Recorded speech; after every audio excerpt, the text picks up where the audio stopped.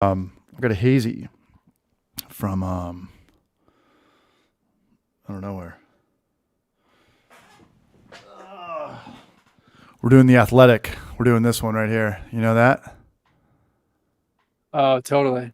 Yeah, Dude, I drank a lot of athletic last year. It's like it's fine, you know? Like it's I good. think that's something I would talk shit about like 5 years ago, but Oh, for sure. now I'm mid 30s. I'm like, yeah, dude, I'll drink athletic any day. I think the Untitled Art West Coast IPA is the best one I've had. Yeah. But dude, they have like s'mores stout. You know, I mean, they're really going for it. Yeah. Yeah. Dude, they have a sour, Untitled Art does that is actually the Mango. beer that I challenged Trent with Yeah. in our little collab that we did. It's hmm so good. It just tastes like carbonated juice or something. And it's all what under 0.05%. That's kind of the loophole, or that's kind of the Yeah, that's the deal. the bar. That's the deal. What's up, Yeah. everybody? Can you hear us? Jerry Woodard, what's up, Raj? We got Hobson Gnarly in here tonight. He's 2 hours in the past. I guess I'm in the future. Let me see if they can. They would kind of be, I think, letting us know by now if they couldn't hear us. Juice or something. And it's all. Yeah, we're good, man. This is crazy. I think this is the Sweet. first time it went live. So, we got some content. I've got a chat box. I've got to. Wait, let's do this really quick. So I was playing around with this a little bit today. Okay, this will work. Got the new chat box here. No, that's the old chat box. 1 second. There it is. Shout out everybody. Yeah, we're not doing Wednesday. Appreciate Dan being cool, letting me come in today. I got to kind of get him in when I can get him in, man. So I appreciate you being here, man. What's been going on? Yeah, of course. Dude, kind of same old, but I got this new brewery that I'm operating out of, and it seems like I think to everyone that's watching, like that I just moved in here, but we actually moved in June. So this was last spring when we moved up here, Whoa. and we just been grinding, man. Just lots of stuff with the house. It's a really old house. It's like a 20s cabin, Mm-hmm. and so we had to do a lot of work inside. We had to do a lot of electrical work and plumbing work and like all kinds of stuff like that. But time came that I could actually dedicate some time to this space, and it's coming together. Good, You can man. kind of see behind me some of the equipment that we got in here, and yeah, starting to feel comfortable. So What are you you drinking over there? hazy IPA, New Wave. Okay, Yeah. What you drinking over there? I'm gonna try to pull a little fancy move here. I got my phone set up. Maybe this will work. What's up, everybody? What's going on? What's up, Zach Pearson? What's up, Patrick Sandy? What's up, Raj? That's my Braj. What's up, Red J? Casey Metallic? Oh, there we go. How'd you get that to work? It just connects to my phone, so my computer connects to my phone. So this is the New Belgium Mountain Time. This is kind of like become like my Coors Light, so to speak, just like my go-to kind of keep it in 24s type of beer. Is it a lager or has it got that hard seltzer vibe? Yeah, it's a lager, and it's kind of clean. It's honestly like a little bit dirty it's not Pilsner like at all. It's just It looks yeah, it's good. kind of their own thing. It's Mountain got that lager. golden straw look to it. That looks good. So can you just hit a button and go back and forth? I would imagine that's how. I wish. No, I'm swapping my camera on Discord. Okay. Damn, man, you got it going on. What's up, Sunset Hound? I think everything's working. Plugged in, good to go. Shout out to What have you been everyone. doing, CH? Dude, trying to get this peanut butter and jelly video out. Trent shipped his beers out today. Um, this is probably my first and last collab, and I'm gonna stay away from grain to glass for a little bit after this video because this was a frustrating video. I've actually got some things written down tonight. I want to talk about your 3 videos that were the most difficult, and I want to talk about your 3 videos that were the most motivating to keep putting out content. But where I'm at with the PB and J beer is it tastes a lot like a peanut butter red wine. So what I did today Okay. is I hit it with I always get them confused. Potassium sorbate is the yeast stabilizer, and then potassium or Camden tablets or potassium. What's the other one? Metabisulfate. That's the one that's supposed to just like kill off all the yeast or the antioxidants.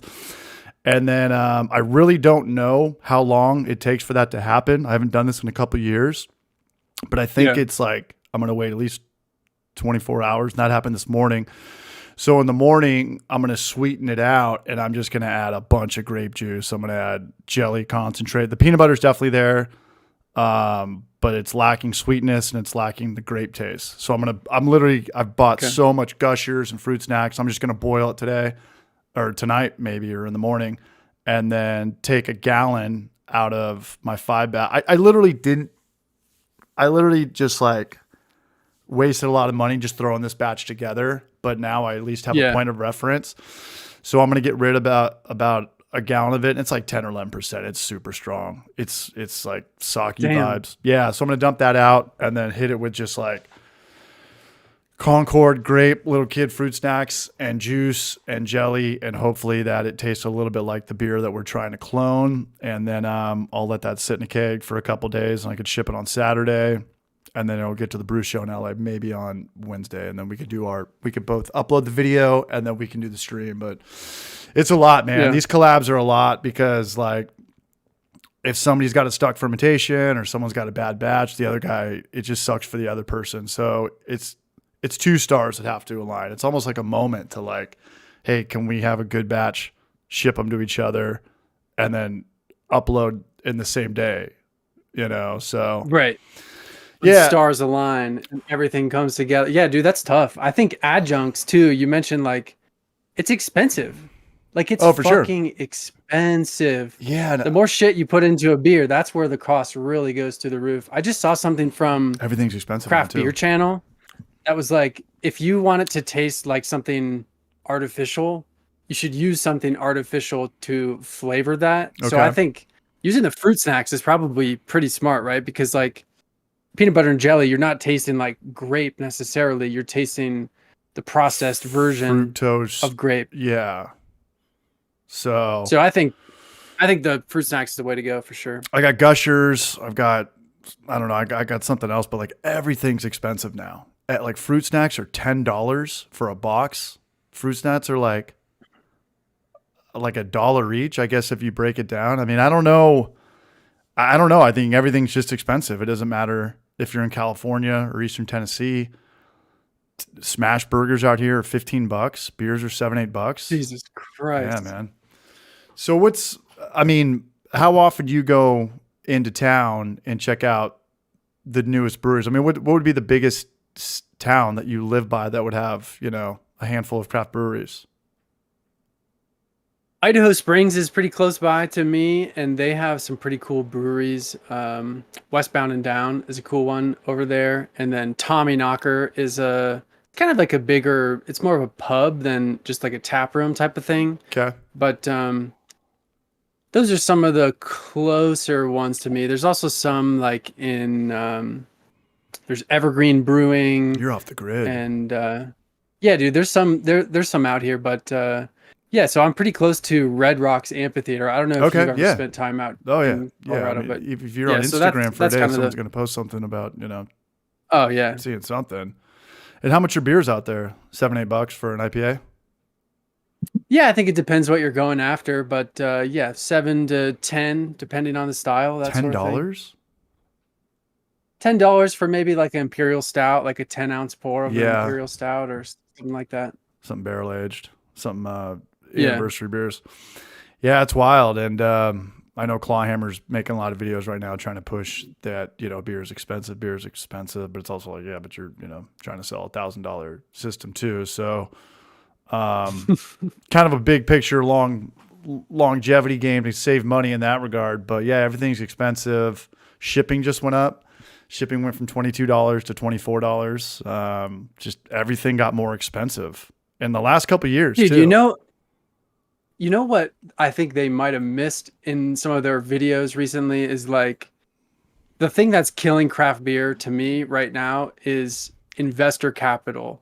Like there are more breweries out there than you would think are they're just ventures for a restaurant group or for just wealthy fuckers out there that Mm-hmm. have this kind of romantic idea of like, oh, I can turn this cheap grain into $10 pours of imperial stout or whatever. And they're just in it for that. They're just in it for that profit and the venture of it, where I don't know. I think that's what's leading to some of the consolidation that we've seen with, either macros buying out large brands or smaller brands merging together. And yeah, I think that's just like a big component of the beer industry right now that is just not really talked about. There's a lot going on. New Belgium just pulled the plug on their San Francisco one. That's a huge company. Ranger IPA or Voodoo Ranger. That's a huge beer. Yeah.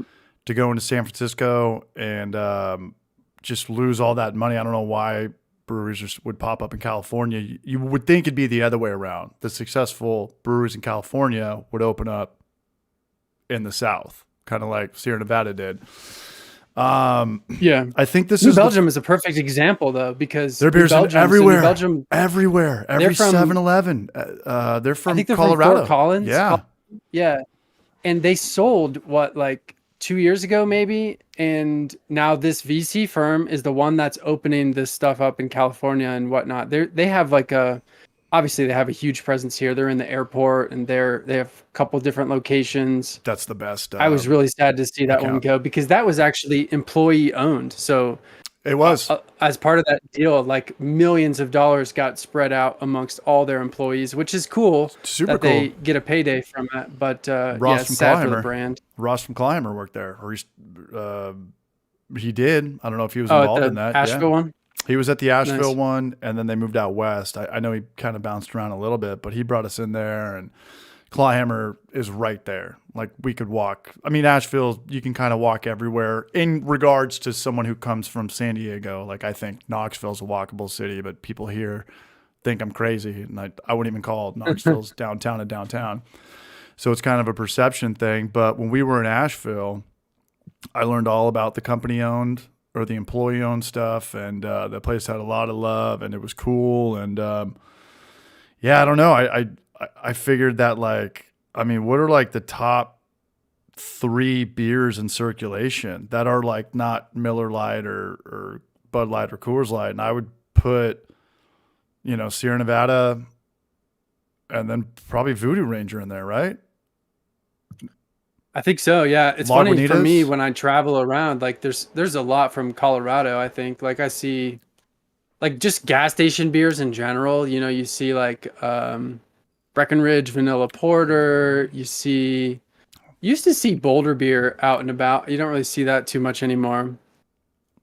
But That whole game. yeah, they're all owned by like the same company, it seems like. What's up with Oscar Blues? Are they big out there in Colorado? Dale's Pale Ale. They're big at like Dale's Pale Ale is huge for sure. That's like the flagship, and they're at all the concerts and the sporting events and stuff like that. But I don't hear too much from people that are going there on the regular. I've been there a couple times. They've got good food, and a lot of times they have live music and stuff like that. Yeah, But it's a little off the map. I haven't heard too much of them since who bought them out? It was Monster, right? Monster Energy. I think so. Yeah. So correct me if I'm wrong. What's up, Patrick Sandy? What's up, Loco036? Correct me if I'm wrong, but I think that this is the first year in beer that there's more breweries closing than there are opening up. And people say like only the strong will survive. It's like only the smart will survive. With beer, I've got buddies in San Diego that are the smallest breweries, and they could survive forever because they brew. The 2 owners brew all day and then work the tasting room. So their labor is like nothing, but they're also never probably going to expand. And that's kind of the crossroad, I think, where a lot of breweries are at. We're like, do we want to do this forever? Do we want to sell it? Like, it's a small enough operation. We can keep the hamster wheel churning ourselves as long as we don't hire people. Yeah. What are like the successful ones like where you're at? Like what's their vibe on the inside? You either got to go hype brewery where you create value. There's no discounts. You have to have the coolest merch. Everything is like a pastry, sour, sweet, sour, something that girls will drink, no discounts, or you have to go the family theme. And I call that the Billy Madison birthday brewery, just to get everybody in there by any means necessary, dogs, kids. And those are successful. That's not really my vibe. I think it'd be different if I had a kid or a dog or something. But for me, Sure. I think that the mom and pops are going out of business or getting localized at best. And there's also like, you never want to be the brewery that people go to because they think that you are going out of business. They think that here's like our pity money. The only reason we're going there is because we know them and they moved in on the corner and it's a mom and a pop, or it's two guys and we don't really like their beer, but we just kind of want to go there and support them with like the sympathy vote. There's definitely a lot of that going on, I think, in every city. Yeah. So it's a weird time. I think that do you watch Tanglefoot's channel? I try to sometimes. There's a lot. I know. Not very often. Yeah. And there's also like, you can't watch every channel. There's just a lot of beer stuff. And especially when you're not brewing, you feel like, God, watching another beer video is kind of like a chore. But when you're putting out content, I think you're more into it. But he said something that was just kind of underneath everyone's nose, but I think everybody was afraid to say it. He's like, hey, craft beer is just not as cool as it was. You can blame COVID or, the hangovers or the beers being too strong, Gen Z not getting into it. But at the end of the day, like there's a lot of beer enthusiasts that would, as soon as a brewery was open in San Diego, we would drive to it. We'd try to be the first ones there. Now it's like, I don't really care. Let's wait to see, like, unless the word of mouth is really good, then we'll go check it out and we'll drive 20 minutes. But I don't do that anymore. And I just don't think there is a lot of people that do that. I think Tanglefoot is a good example of like what I see working really well out here. And that's like one-man shows. There's kind of this like, it's like a return to like rustic, like there's lager houses out here. There's like Saison type breweries. Like the old world is coming back around, I think. And I think this is another good point of like why breweries go out of business. Like you can't just latch onto one fucking thing and just be the double IPA brewery anymore, right? Because the trends in beer, they come and go just like anything else, right? So you kind of have to, you got to be in the right place at the right time, just like with any company. Right place, and right time is everything. And I don't know what's bigger anymore, because back in the day I would say like, well, timing is everything. Timing is everything. I was like, I don't know, man. I think location's just as big as timing now, because there's places I know in San Diego that are struggling, or they might be doing okay. They're just doing okay, right? They're not firing people, but they're also not growing. But if they left this saturated market of San Diego, they would murder it almost anywhere else that they went, even to go to LA. Maybe everywhere except for San Francisco, which is going to be the most expensive everything. So yeah, I think it depends. Like, so I don't know. Sometimes. Can you see the logo? Sometimes you need to be like, oh yeah, I can see it. So after we're done with talking about this, I want to give this guy a shout out, but I put a link in the description of this. Hops, if you want to click on that, this guy, I mean, we'll finish this topic, but before I forget, this gentleman hit me up and sent me some custom glasses. And I don't know how he does this. I don't know if it's like, I'll show the glass after I drink this, but it's just called, here, let me put the link in here. But sorry, what were you saying about trying to do just double IPAs? I think like, for me, for the breweries that I like to go to, you got to be true to yourself as a brewer. And I think that craft is the only thing that's going to stick around. This hype stuff, there was a time for that. And I think everyone's kind of seeing that it's come and go. True. So I think the cool stuff that I like to go to is like rustic, old world, lager house type stuff. Not really family vibes, but like, do you know the word hygge? Like this very like comfortable, Homey. atmosphere, kind of dark, kind of like cabiny. That's what's at least going on here is like that cabin kind of vibe. I love that. I love the homey stuff. I love drinking beers in the cold. Like, there's nothing funner than going to a new brewery or a new town and just like drinking whiskey when it's cold and just kind of looking around and seeing all the wood and all the stuff up on the walls. Like, that's one of my favorite things about traveling is that moment. And we don't really kind of get that out here. This is kind of more of like a SoCal vibe in Eastern Tennessee without the ocean, but we got a football team.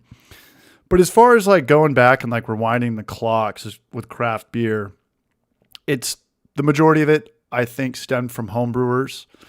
And then you would figure out, yell at your parents until they give you $100,000 or $100,000 loan. And then you're a brewery owner. I would say 90% of brewers in San Diego, that was the story. You can't all be Lagunitas or Sierra Nevada. You can't all be Stone, like we just brewed and then we got our parents to give us some money and now we're supposed to like grow. I don't think so. It's just, No. It's just kind of a weird thing to look back on. Like, yeah, maybe not everyone's supposed to be a doctor or a lawyer or a big brewery owner, like maybe it just comes down to a lot more good ideas, good execution, and then timing and location. Yeah. And some people get ahead of themselves too. Like I think distribution is where most people fall down. Like you can be that dreamer home brewer type that starts up a tap room and maybe the tap room works really well, but maybe you take in some investment and those investors want to start distributing and finding bigger market share. And like, that doesn't always work. I think people invest a lot in canning lines and big production lines and, at the end of the day, people just don't pick that shit off the shelf for whatever reason. Yeah, and I think that people have this false sense of success. Like there is a lot of tasting rooms that I go to, whether it's Knoxville, San Diego, North County, but like you can get lucky opening up a tasting room just at this one location where there's 5 streets and 4 stop signs come together and the building has windows that look out like a showroom for a dealership. And you didn't know it. You thought it was your beer this whole time, but like this was a cool hangout, like a hub organically. And now let's open up another tasting room and you're in like this weird business suite and it's not the same vibe at all.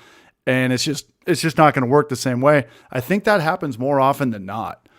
People just get lucky with their first tasting room and they think, well, every tasting room will be like this. It's like, no, this one was walkable for a lot of streets. This was on the corner of this and that. The windows here, something was across the street where you could drop your dog or your kid off.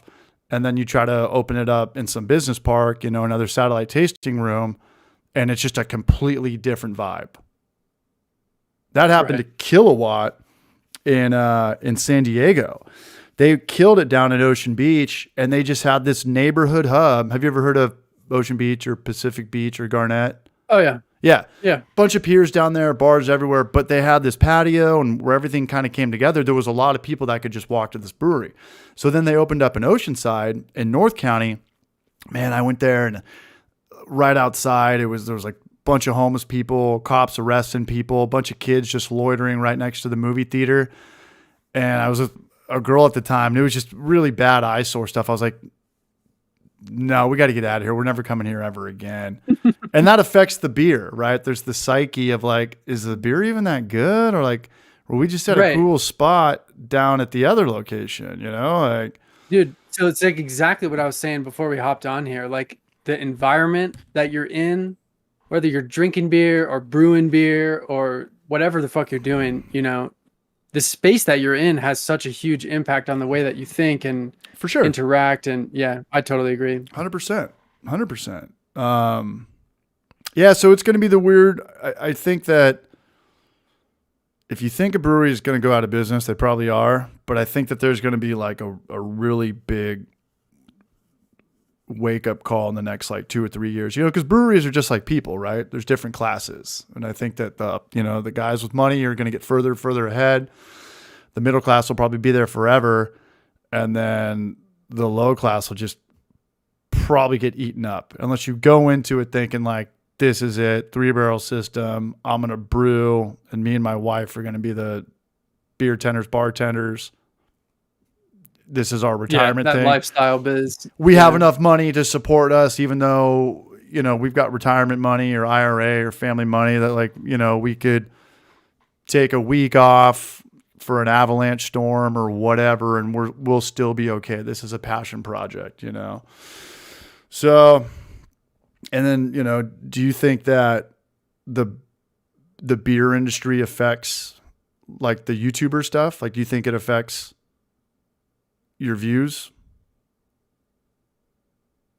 Man, that's a fucking hard question. I don't know what affects my views, to be completely honest. Nobody knows the algorithm. I know.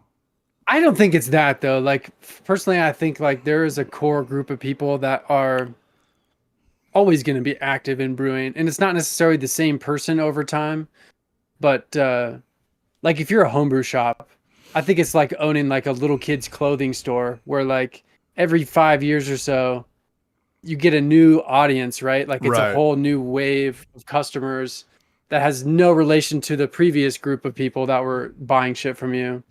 I think, yeah, it just kind of changes over. People, I think on average, people probably brew like actively once a month, a year, 2 years, 3 years max. And then they move on to a different hobby, you know? For sure. I think yeah. It doesn't stick with everyone, right? No. And that's why I'm kind of in like freak out mode with my channel because, you know, I've said this before and I'll say it again. I think I'm going to make a video on this too, because I'm going to stop doing grain to glass after this video I put out with Trent, because editing all these videos has made me really not like homebrewing anymore. And I want to go back to brewing without filming. And I talked to Trent and Barbecue Larry about this. They're like, dude, it's so much better. You know, it's like training for a marathon and then you only have to do a 5K, you know? So, I mean, my videos take me with the brew day about 25, 30 hours, give or take. I mean, what does a brew day take you with brewing, filming, and editing and thumbnail? Do you even keep track? Dude, way too long. Like way too long. I would say like 40 hours. Yeah, getting close to that probably. I would say 20 to 40 depending on the video. But you know, some I put more into. Like I just put out a video on the mini uni, this tank over here, and I just wanted to do something cool, so I went ahead and did it, and I got out a backdrop and I did some crazy shit with some stop motion type stuff, just kind of for fun. But you know, obviously that takes a little bit more time. So yeah, it depends on the video, but somewhere 20 to 30 probably. And have you brewed and not filmed it in the last year or two? I have brewed and not. Yeah. I try to do that. Like I was doing seasons, so I would do like 10 grain to glass in a batch. Yeah. Kind of like how Martin was doing his, but I would just do 10. And at the beginning of those, I would do 1 or 2 just for myself to kind of test out a recipe or test out some new equipment, that sort of thing. So I do that from time to time. I think another way to think about this, if you do continue to do grain to glass here and there, one thing that I've been thinking about is like, how can I get maybe 3 videos out of every batch of beer that I brew? So maybe focusing on the malt selection and talking specifically to one of those ingredients or something, talking about the process, and then also doing like a grain to glass. So that's kind of where my head's at right now, is like, you know, I'm thinking about it, one, like in terms of like collecting B-roll of active brewing for a particular piece of equipment, right? So I could get an equipment video, a process video, an ingredient video, and a grain to glass video all out of the same batch. You could do a blind taste contest video too, or you could do the videos that Treehouse Nate does. You know, I watch his channel, and they're not really for me. I don't really like the beer review guy because there's no right or wrong. And he talks with his hands way too much. And my ADHD is just out of control with. I'm like that with sitcoms too. If they have the laugh track, that's all I hear. It's like, fuck, if it's funny, you don't. I'll laugh on my own.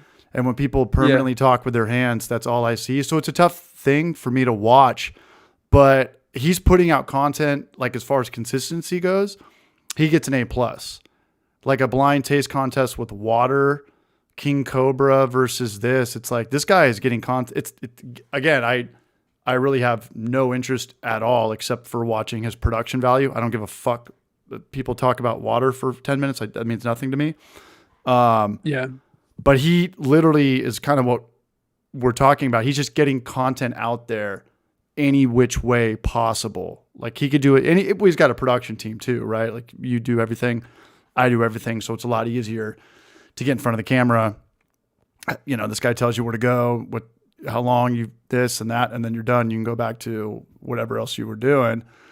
So he could turn over content much faster than us, but that dude is getting content out there. And these videos like Bud Light versus this, and you look at it, it's got 100,000 views. I'm like, good for him. This makes me want to quit YouTube, but like, shout out to this guy for finding something on YouTube, you know? And just because it's not my type of content, people talking about Bud Light versus Tecate, like that doesn't mean that people out there don't love it, or maybe he's writing them back and like for whatever reason, you know, like you like what you like. It makes me think of like, sometimes I'll watch like, do you know Huckberry, the like men's kind of like clothing company? No. So they have like a big presence. I think Clawhammer is similar. I think More Beers channel is similar. You know, I think it's when you have an audience to begin with, right? Like Treehouse, this massive fucking huge brewery, probably right? the like biggest. So huge. Yeah. You can bring that audience to YouTube, right? And not only that, you can grow it from there, right? So it's like it takes money to make money. It's that same kind of philosophy. Like it takes an audience to grow an audience. And you know, I think that's a lot of what they're doing over there. I think as a viewer, what I ask myself is like, am I willingly just watching a 20-minute ad by Treehouse? You know, I think there some is of a them lot have of that. some entertainment value, Yes. but yeah, but I think a lot of what's on YouTube right now, and you know, increasingly so, is kind of like that, you know? Yeah. And when I was watching his videos, and again, he's very diplomatic and he's a very good speaker. Maybe they teach you that in school to talk with your hands. And today we're going to drink. I've got a great video for you today. We're going to drink Tecate and then we're going to talk about it. And maybe that keeps people engaged. But at the end of these videos, he'll say something like, well, if you want to branch out of something like this, and he's got all of his beers, he pulls up and he puts on there. So, I mean, he's working it, you know, he's selling it without selling it. But if you watch till the end of it, he'll start talking about the Treehouse beers. But, hey, shout out to him. I wish I could put out content like that. And, I'm a huge fan of the brand. I'm a huge fan of the brand. And, there's a lot more professional brewers on the platform recently. You know, I think, Adam did it kind of, I would say first. I think Tanglefoot that we were talking about earlier kind of jumped in, but man, just more and more, I think Adam kind of started a little thing where head brewers or just brewers in general are showing a little bit vlog style what they're doing in the brewery, which is, it's cool. I think for home brewers, the one thing I would think about is like, where are the parallels? And, you know, what can you learn from a pro brewer that you can't learn from, you know, a fellow home brewer is what I kind of think about. Somebody at the homebrew store.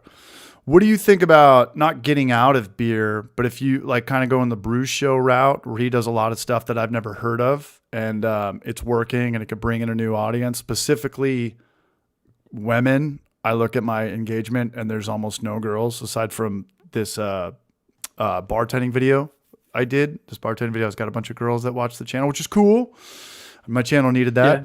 What do you think about, like, if you were to adapt, would you go more into like liquor or cooking with beer or vlogging at your favorite breweries or blind taste contests? Like, what would you do that was outside of beer, but not like outside of beer? You know, you're still kind of cross in the Venn diagram. It's funny that you phrase it like that, because I tried to do a thing real quick, and actually this is one of the videos that came to mind when you asked. Brews. Like one of the most disappointing videos I've ever done was something that I called Beer Outside, and my whole like idea was to kind of like go visit a craft brewery, go do something outside, like near that brewery, and kind of have to like earn my beer at the end of the day. So I did like love a it. fly fishing one, and it didn't do very well, and I think that's fine, but I think for the most part, like I'm pretty happy just kind of doing my own small little thing over here, and I'm not really worried about turning it into a job or anything like that. I'd Good. rather just focus on the core audience and the people that actually, like, my whole thing is like I'm trying to push this hobby as far as I possibly can. I think this space here represents some of that, where I want it to be state of the art. I want to make the best fucking beers possible, and Mm-hmm. sharing that with everyone is just kind of a bonus on that for me, because I like the video creation process too. Yeah. I've got to kind of go a different route this year. This is kind of my, maybe my last year doing YouTube, because I kind of created this monster. Like I've tried to do this full time twice, and it didn't work. It didn't work in California, and it didn't work when I moved out here. And are you there? Yes, sir. Yeah. So for me, it's like it was a burden. This whole YouTube thing was a burden on a girl who I was with in San Diego, and then I tried to date a girl out here, and it's a burden on her, because I do YouTube when I'm editing. I don't even know, 30-hour weeks, and then I work at a bar at night, or a beer tent, and work at bars. That's what I did last year, and it's just too much. Yeah. And I was like, I'm just not gonna put another person through this again. Like, she's got one day off and I've got one day off, but I'm going to edit this and this and that. So I decided in January, I said, this is either my last year of YouTube. Either I can do it full time at the end of the year, or I will just not. That was it. I had fun with it.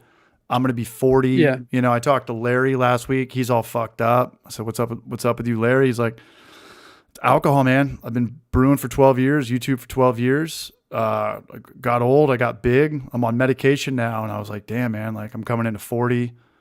I don't drink as much as I used to. Each video, it can be lucrative when you work with brands, but there's like 5 brands, there's really like only 5 or Right. 6 brands. So this year it was kind of like, I have to get out of YouTube, and, I mean, I have to kind of get out of the whole grain to glass thing. And I get it. Like, I get comments of people like, brew this, like brew a blonde or brew a pale ale. Like, you don't even brew anymore. It's like, dude, I don't know if you've noticed, man, but if you've kind of seen one of my videos, you've kind of seen them all, like we're going to weigh out some stuff. We're going to mash in. We could teach people how to brew in a minute. It's the other 9 minutes or 8 minutes that's tricky. And that's where the time comes in of like, which song do I pick out? Do I show a B-roll of going to the store? You had the thing, your intro, like that takes a lot of time. It's like, that's the stuff that keeps you up at night and keeps you talking to yourself. And I just don't really want to deal with it anymore. Trent was saying a couple weeks ago, he's like, I don't know if I have any, he said he didn't have any regrets. And I was like, you know what? I just wish I would have like diversified my time a little bit more, kind of get into more like, fermentation stuff that didn't involve $1,000 system or a $500 system or whatnot. I think when you go down and like dig and just do beer, it's like you talked about earlier, like that ever revolving door, and you could keep going. You could do it for a decade or 20 years. And I think you could get maybe 100,000 subscribers like the Craft Beer Channel. But I think at that point, you have so many ghost followers or bots that followed you, like, are they really, if they upload a video today, are they really getting like 100,000 views? Like, I think they're getting just a little bit more views than we are. So it's just a thing where like, yeah, like I put a lot of chips into the Homebrew for Life stuff. I loved it a lot, but like, if I can't really get it going, and I'm going to chill out with my alcohol this year. I've drinking maybe like 3 or 4 times since January 1st, because like I can't edit hungover. It's just the bottom line. Like my hangovers are just ridiculous, and there's nothing really else I can do beer wise. People are like, hey, brew a pale ale or brew this. I'm like, dude, just look at a West Coast IPA and whatever hops I added to it, just cut it in half and then throw that in. That's a pale ale. I'm not going to spend 30 more hours of my life just to change one little thing, you know, like there's one video that you could really just kind of roll over to so many videos, you know, it's like, hey, Yeah. make a pale ale. It's like, just if I have a blonde video out there, just throw in half and more ounce of alpha acid hop and boom. Like I can't make another grain of glass video where like one thing changed from a video I made 5 years ago, you know? Yeah. So, dude, I think there's a lot of quitting going around on for sure on the YouTubes. It's Yeah. not just our little niche here. What else? Yeah, What are I you hear talking on about? a lot of that. Dude, I see it everywhere, you know. I think even like the big ones like Marquise Brown, I know, put out a video not too long ago that was What's he do? you know, it wasn't about him quitting, but it was I think it was titled On Quitting. And Maddie, there's like a camera guy, Maddie Harjapal, I don't know how to say his last name, but yeah, there's so many creators out there right now that are just down on the algorithm. I think that's the bottom line. And you know, one thing I wanted to say to everyone that's watching is like, Goose Fraba. you know, in one sense, it's like maybe it's the loud minority that's requesting the grain to glass stuff. Mm-hmm. But otherwise, like if it's not, and if you want to see grain to glass videos out there, like just make sure you're watching them, you know? I think one great suggestion that I heard from another YouTuber that I like, Seth, over at the channel is called Berm Peak. It's like a mountain biking channel. His whole thing right now is like, forget your feed completely. Don't even fucking look at your feed, because that is like TikTok fucking garbage that YouTube is just feeding to you based on engagement rates. It has nothing to do with like your subscriptions or your interests or anything. In fact, they're probably just going to serve you like Mr. Beast, like garbage YouTube bullshit. SSS You should Sniper. look at your subscriptions feed and follow the people that you want to see continue on the platform.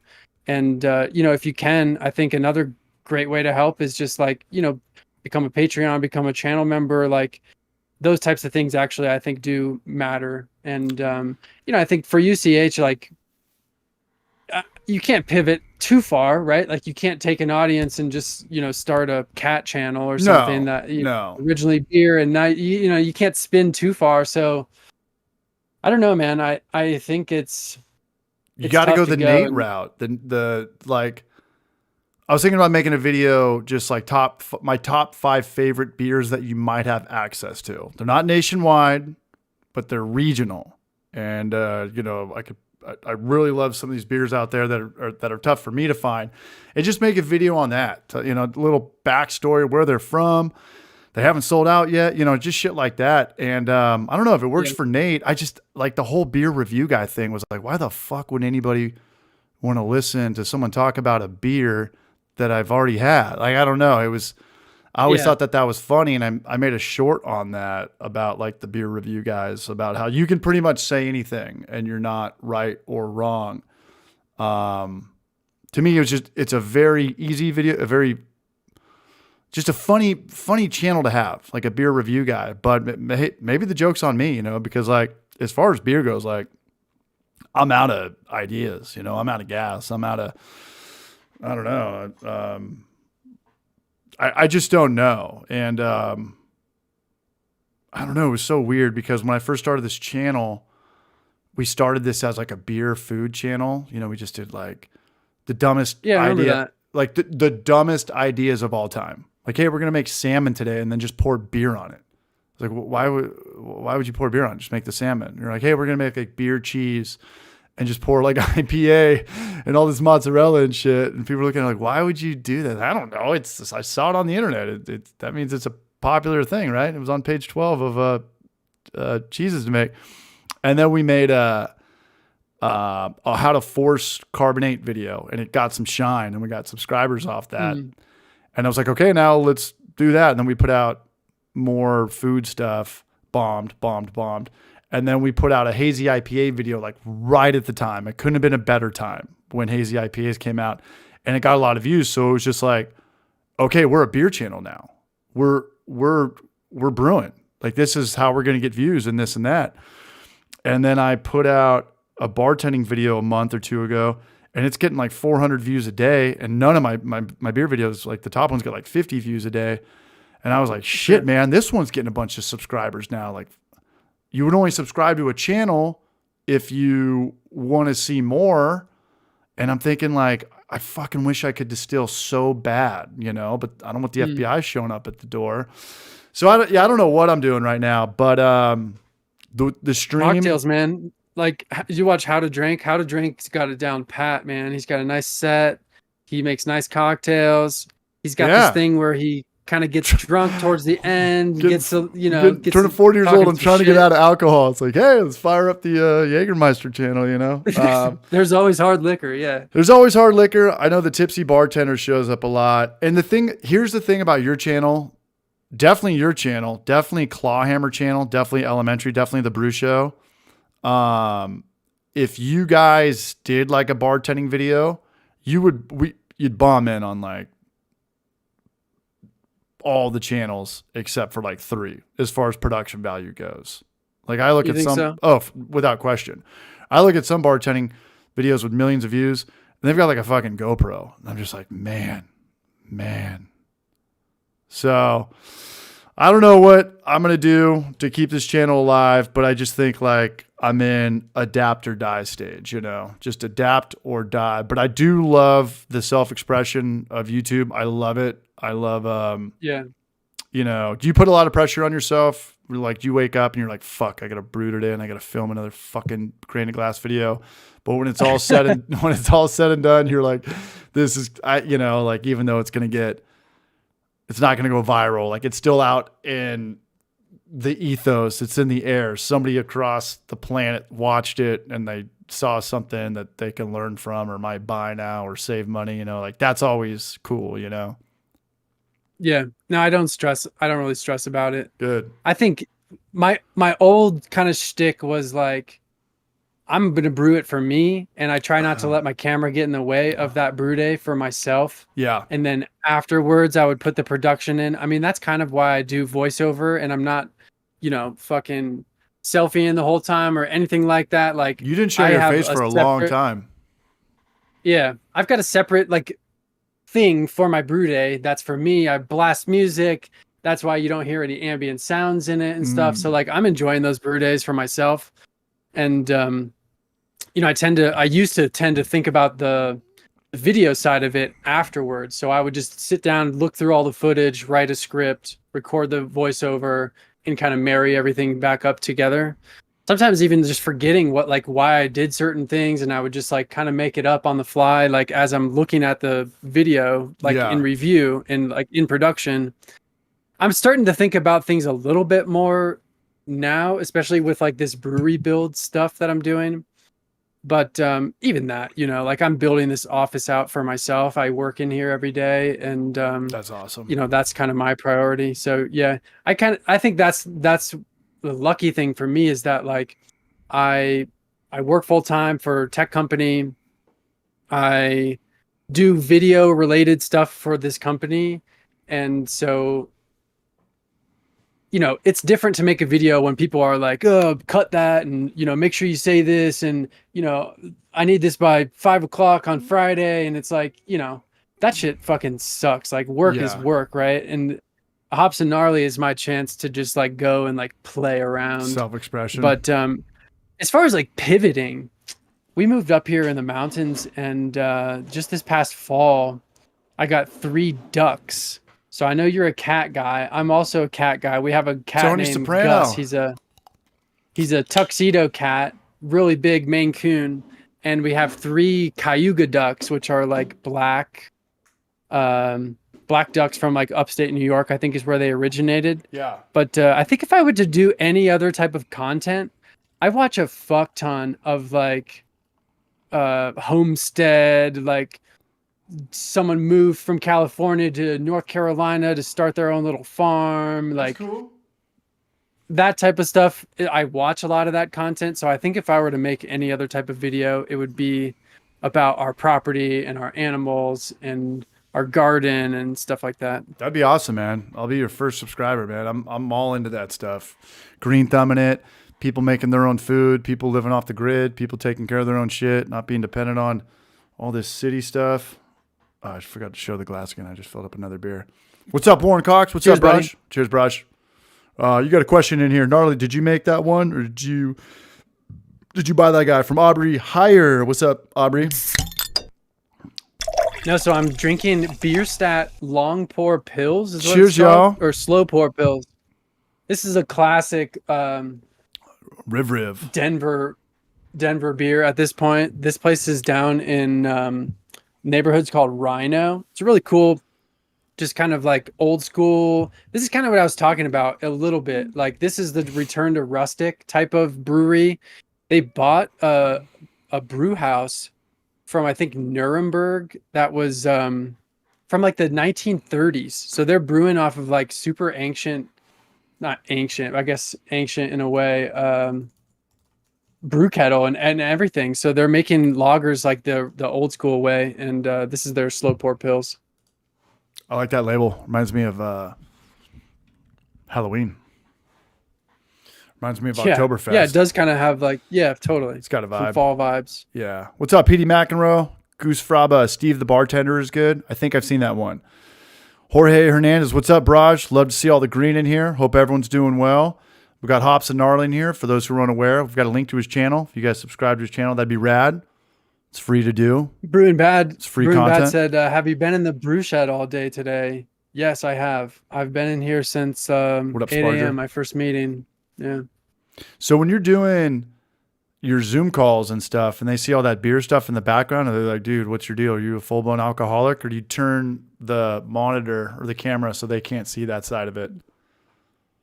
So Zoom has like this like blur functionality. Yep. So normally it's just kind of like blurred out. Yeah. People do know though. People know that I have the channel and everything, and generally there's no problems there. Do you care about that? Do you care about like going to Thanksgiving or Christmas and like, hey, my son's got a YouTube channel. People are like, oh, that's so cute. Or like this, and you're like, dude, I don't No. know. You don't But care? I don't promote it on like my private channels. I really don't. I think it's just something I kind of do on my own, but I don't post about it like on my regular Instagram or Yeah. anything like that, really. Same with me. I keep it off the grid. Yeah. And it's also kind of, I don't know, cringy. Like I've got an Instagram to promote it already. I don't need more Instagrams to promote, Yeah. right? I mean, It's one thing to like tell you guys like, hey, like, subscribe, like comment down below. But like, yeah, I would never fucking say that to my friends or anything. yeah. Do you get support from your friends? Will you hear from them on Monday and they're like, hey, I watched your last video. That was pretty cool. Or do they just not watch?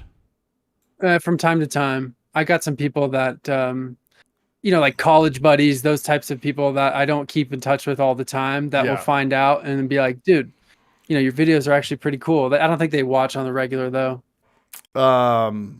As far as putting out content, you've been on a pretty good tear. Are you getting a lot of brands reaching out to you? Because I feel like there was nothing for a little bit, and then these last 2 weeks, it's been wild. And there's some pretty crazy brands. Yeah, the copy and paste stuff. Yeah. You're like, how would this ever tie into one of my videos? Are you getting some of those? Oh, dude, I get blasted. And so I actually wanted to talk to you about this. So there's like this Peloton knockoff shit. Exactly, dude. I fucking knew you were going to know this. Yeah. So if you reply to that Peloton company, I swear to God, that's what links you into the nonstop. Like, hey, I've got a coffee mug. Or When you write back I think to it's a them, bait okay. and switch. Yeah, exactly. Because I Oh. wrote that company back and was like, yeah, like send it to me. I'll try to squeeze it into a video. Makes sense. And then from there, it's just like fucking like you guys wouldn't believe how random the shit is that people want to send to us. Yeah, I got a wedding ring one, not a gold and silver or diamond. I got a wedding ring one last week, and like I just throw weird numbers out there. I'm like, okay, cool, $800 for a 30-second plug, this and that. I'm like, okay, I can sell wedding rings on the channel. That'll make me do a grain of glass video. I don't think anyone's gonna buy it. Not my problem. And the guy was like, okay, cool. Can you, like, for that type of money, can you make a 90-second video? I'm like, you fucking dumbass. Do you realize that after 10 seconds, everyone's going to fall off and click off the channel? 90 seconds? Why do you think YouTube ads are like 5, 4, 3, 2, 1 nowadays? Because they get the whole message in 5 seconds. A 90-second video on wedding, on, you know, this one's charcoal and this one's stainless. Okay, man, we get it, you know? So it's tough. Northwest says Inkbird's calling. I think, yeah, Inkbird's another one. Yeah. Have you been hit up by Temu yet? Oh yeah, all the time. Yeah, I'm thinking about doing something with Temu. Let me know in the chat if you would be into, like, there's a lot of these like challenge type videos out there. Like, I watch a lot of fishing stuff, so some of it's $100 Home Depot fishing challenge, and I honestly I watch some of those. So I'm curious if anyone would be interested in watching like a $100 Temu brewing challenge where I just buy all the shit off of Temu and try to make like a, you know, a respectable beer from that. I feel like I would click on something like that, but maybe other people wouldn't. I'm not sure. It seems too good to be true, because I do watch channels that like, hey, I got this Nintendo Switch on Temu for $30, and they'll open it up and everything will be legit on it except for one part. Like the dock will have the Nintendo backwards or something, or this part's got cat scratches on the back. So it's like, I don't know if it's a recall thing or they're stealing them, but it's such a weird company, especially in 2024, because by now everything's got to be legit, right? Like everything's got to be on like the Amazon, eBay vibe, you know, like Temu came out of nowhere and they're everywhere now. It's basically Alibaba. So it's just like, it's AliExpress, it's Alibaba. They're all the same shit. It's like it's an interface for all the Chinese factories, right? So like the reason that they can make the Nintendo stuff is because probably Nintendos are like produced there, right? So if the bad batch went to Alibaba, or like the malfunction batch. Yeah, or they know how they're made anyway, so they'll just make a cheap ass version of it, right? And sell that as like okay. But none of it is legit. None of it is actual brands. It's all just Chinese garbage. No Nintendo but, you know, official seal. Sometimes that's okay, right? Like Zach you want to Pearson. buy like a $1 airlock off Temu, I think it would probably be fine. What's the shipping like? Is it like Amazon where you get it in 2 or 3 days, or do you got to wait 4 to 6 weeks like the 90s? I don't know. I've never actually ordered off there. Yeah, Temu versus Wish, Blackwood Brews. Yeah, I think Wish.com is another one of those that's pretty much the exact fucking same. Everything's scary except for Amazon. Is the Apartment Brewer here? I don't think so. I see the Apartment Brewer $5. Where does that come from? That was from my last one 15 days ago. Okay. So if someone subscribes or donates or becomes a member, I think it shows it now. I took this out of the Brew Show's playbook, and I've also got the count up here right now. So we got 64 people watching. So shout out to everybody in here right now. Sick. And all 64 of you better be subscribed to Hops and Arlie's channel, or I'll know. I just liked the video too. We got 4 likes right now. That's not enough. On this video or on your most recent one? On this video, we got 64 people here and 4 people liked it. Oh, mine still says 0, but I don't want to reload the page. But what I did do tonight is that I noticed that the stream changed up their user interface a little bit. And I think the last time I streamed, there was way too many ads going on. It was breaking it up. And that was set to medium by default. So I set this one tonight's to conservative. And then you can have aggressive, which is like more ad revenue, but people will drop off. But like, there's no ad revenue in here. There's no ad revenue in here. There's no ad revenue, period. There's no ad revenue, period, at all. Yeah. Are you aggressive with brands? Because the affiliate marketing stuff doesn't work. No, I'm really not. I think the best brands that I work with, like obviously you see a lot of Brew Tools shit behind me. Yeah. That's because there's no contract, there's no stipulations. They're just like a good group of dudes that happen to like my channel, and you're getting it for free, yeah. You know, they want to support homebrewing in general, right? So they want to support this type of content to help educate brewers. Right. It makes sense for them in a way, right? Like the more people that know how to brew, the more people that are pushing the hobby as far as they can. Maybe the more customers they can have, I don't know, but Absolutely. I think that's the logic. You Yeah, know? they can't afford a YouTube commercial. They can't afford a Super Bowl commercial. You know, they got to hit up the YouTubers. Stephen Plas, what's up, Raj? Love the green in here. We got Goose Fraba, Zach Pearson, Jorge Hernandez, Brewing Bad. Big shout out to you guys. Without the memberships and the super chats, Yeah. I would have probably quit a long time ago. Like this was pretty much what we just talked about. Like the ad revenue is silly, right? Like what do you get for 10,000 views on your end? Like maybe 50 to $70. And that's 10,000 views is a lot. I just get like $0. Yeah. You just get $0. Zero Coinstar IPA, baby. But no, it's like you said, like you talk about the Patreon, and I know people do Patreon, but for me, it's kind of like you got to put out exclusive content for that. And then I've seen people put out Patreons, and their exclusive content is like a picture, like a selfie, and I'm like, nah, I don't know, man. I mean, you gotta know at some level, you're just supporting a creator that You're just like. supporting. I don't think anyone's right. No one's signing up for that because they want the exclusive. I don't even want the exclusive content. I don't want to read like your fucking blog from this morning. I don't have time for that. You know, here's my $3. It's worse content anyways, right? Like it's like a downgrade from your regular content if you are putting anything out for that. Yeah. I think doing like a member live stream would kind of make sense if you Yeah. had enough members or something. I just started doing memberships on Hops and Gnarly not that long ago. And you know, I've got a couple members, which is pretty cool. And I tend to go to those people to just ask for advice on styles that I should brew maybe, or I don't know, just I try to touch base with them and just make sure that they're getting the stuff that they want to see on the channel, that kind of thing. I think they should just do what I do. It's just, or, you know, what Genus used to do on Sunday. I think this is the best way. Yeah. Have you, I mean, because we talked a little bit a couple weeks ago about you buying one of those, what's the product? Like the Joe Rogan or the podcast board, like the the Black Magic. What is it called? Those things are pretty slick with all the. They're sick. Yeah. How much was the one that you sent to me? Because I have looked at them before. I don't have like a Pat I think McAfee. it's a couple $100. That's it. Okay, that's $200 not or $300, bad. something like that. Yeah, it's not bad. Yeah. Shout out to Jorge And, Hernandez for supporting people's Patreons, by the way. Much love, Raj. Cheers to Jorge. And everybody in here is just here in general, man. This is pretty badass, especially for a Thursday, because I'm always preaching like, you got to be consistent.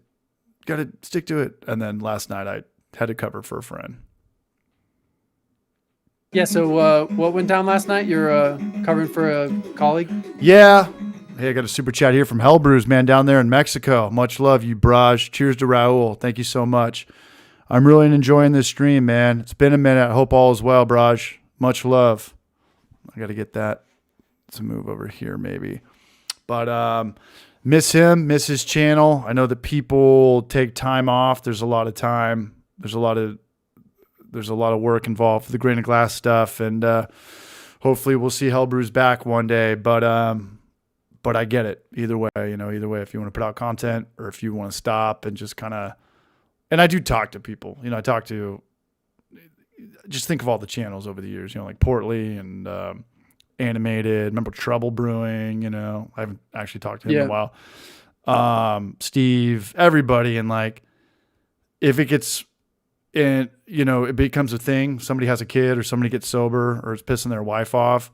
It's like, hey man, thanks for putting out content. I get it. Go work on your personal life, So when people are like, what, this guy quit, he doesn't put out content anymore. It's like, maybe his life's a lot better now that he's not on YouTube 10 hours a day trying to, and there's 30 other guys that are just starting channels too, right? Like, true. Yeah. There's this ebb and flow of, different people coming in and different people coming out. I think that's cool. It's super cool. And like my big fuss when people are like, hey, CH brew or brew this style, brew a stout, brew a cherry wheat. And it's like, I don't have any interest in having a 5-gallon batch of stout at my house or a 5-gallon batch of cherry wheat.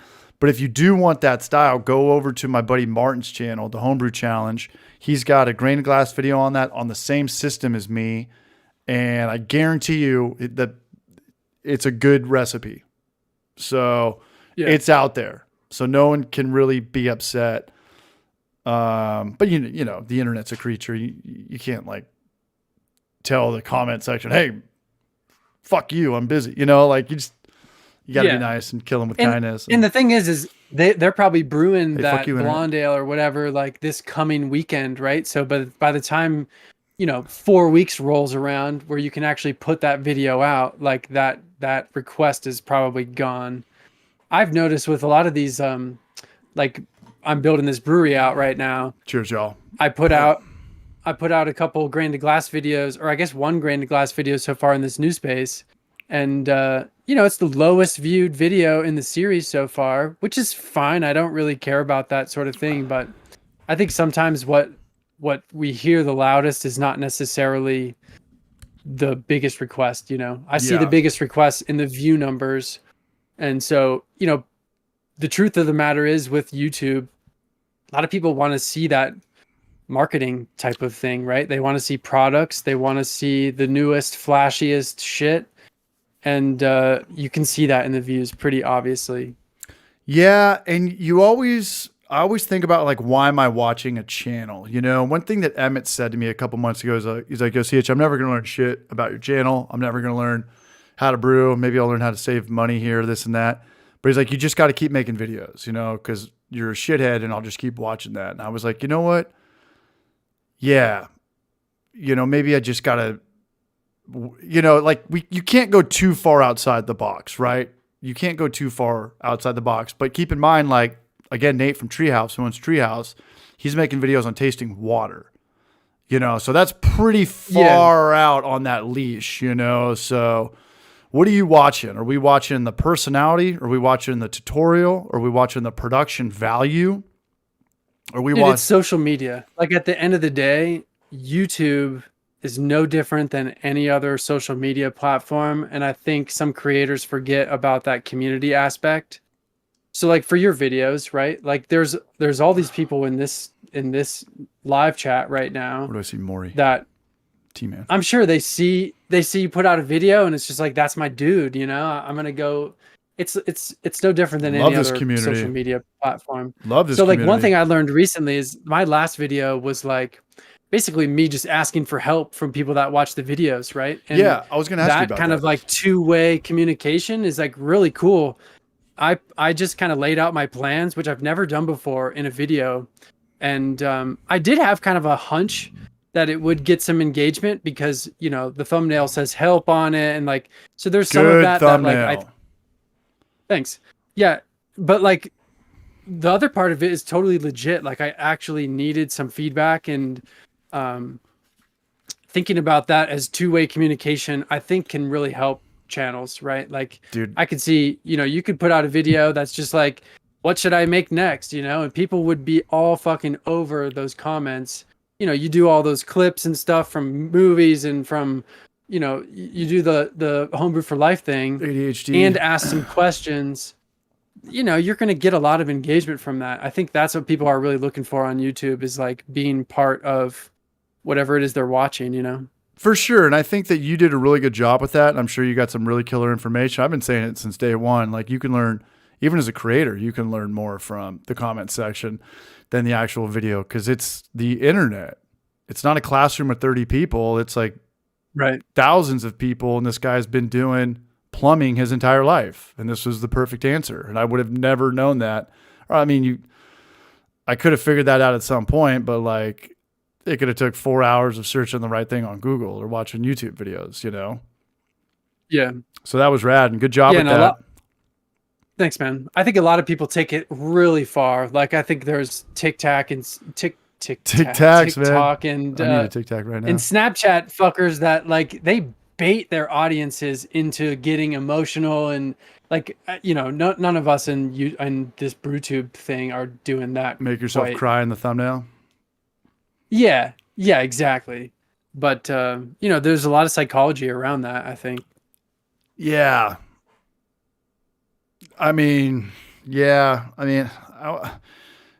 go for the clickbait, but I also think like there's really no such thing as clickbait because if I type in, hey, this is Eminem's newest hit song. People are going to leave after 2 seconds when they see some shitty looking white guy on the couch with an acoustic guitar. They're going to be like, this is clearly not Eminem. Yeah. But if it says like Eminem's, no, it wouldn't even work that way. You'd have to put something like, if you were like, put yourself, I got arrested or I'm in the jail behind bars. All the popular YouTubers do shit like that. And like at one point in the video, they'll talk about like, they'll show a cop car pulling up and like, that was it. We almost got arrested. So you kind of get away with the clickbait. But at the end of the day, like I already sat through 8 minutes of their video and it was a pretty good video. If it wasn't, I would have clicked off already. So I don't know. The whole like, click. You got to deliver. You got to deliver too. Whether these guys were cracking me up or they were hanging out with hot girl, like whatever it was kept me around. Like they earned that view, so it's all good. Chug another pickle juice. It's age old too, man. Yeah. And that's the good thing about what I love about brewing is that like it is like homebrew for life. These videos, if I died tomorrow, these videos will go on for a lot longer. If I die in 30 years, these videos will probably go on longer than that. Like I think that YouTube would still be around. So, whether somebody wants to learn how to make a mash tun or, from 5 years ago or 5 minutes ago or in 5 years from now, like that video is going to be on there. It's not like we're doing, hey, Tombstone Todd, what's up, Raj? Hey, much love to Tombstone Todd. Gifted 5 memberships, man. Thank you so much. I appreciate that. But there's a lot of channels I watch on software or Photoshop or QuickBooks Online. And when there's a new version that comes out, like it's obsolete, that video that had 1 million views now is dead, and they got to keep cranking out content or whatever. But with homebrewing, it's like not much changes, and it's definitely cool in that regard. It's like a greatest hit, like watching Craig Tube from 10 years ago is like watching retro baseball. It's like, okay, that's what they were doing. He's in his garage, production value. This guy's in a basement or somewhere underneath the ground or, whatever. But I'm still watching it. Yeah. Yeah. Yeah, there is kind of an evergreen nature to it. And evergreen, even if you do end up stopping after this year, then your content will keep going. I saw that with, while I was moving and doing all stuff. It's not like stuff just grinds to a halt. Like, I probably gained a couple thousand subscribers while I wasn't even posting. And maybe you'll find some energy to come back or, who knows? I just wish like when we first started this channel, it was me and a group full of guys and I wanted it to really be like a jackass, not like a jackass crew, but like a band, like I wanted it to be like, it was. We had a thing going and I would make, mandatory beer check. T-Man, much up. Much love, Braj. Sorry, I'm burping and talking. Much love you, Braj. I really appreciate that.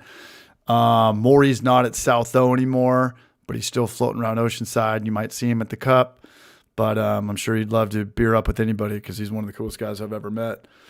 But I really appreciate that. Thank you so much. Much love, Patrick Sandy. The avocado shaking his booty. I got 3 more beers on me. But when we first, like after we did a couple videos, we would go to breweries and like, hey, we would talk to the owners and hear the brewer story, and the videos would just bomb. They would just bomb. And I didn't get it, but looking back, it's like, no one gives a fuck about this new brewery. Like no one wants to hear the brewer's story. You have to be so into beer to hear about how like a cellarman became a head brewer and